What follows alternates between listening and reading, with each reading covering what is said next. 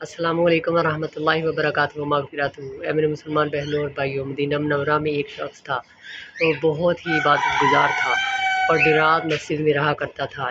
اور اس کا ایک بڑا باپ تھا۔ جب وہ عشاء کی نماز ادا کرتا تو اپنے باپ کی خدمت کے لیے جاتا۔ ایک دن راستے میں جاتے ہوئے ایک عورت نے اسے اپنی طرف مائل کیا۔ جب وہ اس کے پیچھے جانے لگا تو اسے ایک آیت یاد آ گئی، ان الذین اتقوا اذا مسهم طائف من الشیطان تذکروا فاذا هم مبصرون۔ جب اسے یہ آیت یاد آئی کہ جو اللہ سے ڈرتے ہیں اور جب ان پر شیطان کی طرف سے کوئی خطرہ ہوتا ہے تو وہ اللہ کو یاد کرتے ہیں اور بھٹکتے نہیں ہیں، تو وہ شخص اپنے گھر واپس چلا گیا اور بے ہوش ہو گیا۔ جب اسے ہوش آیا آدھی رات میں تو اس کے باپ نے پوچھا کیا ہوا، تو اس نے سارا واقعہ کہہ سنایا۔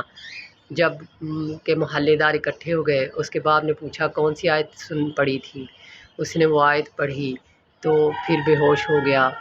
جب دیکھا گیا تو وہ شخص فوت ہو چکا تھا۔ اس کو دفن کر دیا گیا۔ حضرت عمر رضی اللہ تعالیٰ عنہ تک یہ واقعہ پہنچا تو آپ رضی اللہ تعالیٰ عنہ اس کے باپ کے پاس تعزیت کے لیے گئے، اور تعزیت کے بعد اس کی قبر پر جا کر حضرت عمر رضی اللہ تعالیٰ عنہ نے یہ آیت تلاوت کی، وَلِمَنْ خَافَ مَقَامَ رَبِّهِ جَنَّتَانِ، اور جو اللہ سے ڈرتے ہیں اللہ انہیں 2 باغات عطا کرتا ہے۔ تو اس شخص نے قبر کے اندر سے جواب دیا، اے عمر رضی اللہ تعالیٰ عنہ، اللہ رب العزت نے مجھے وہ 2 باغ عطا کر دیے ہیں۔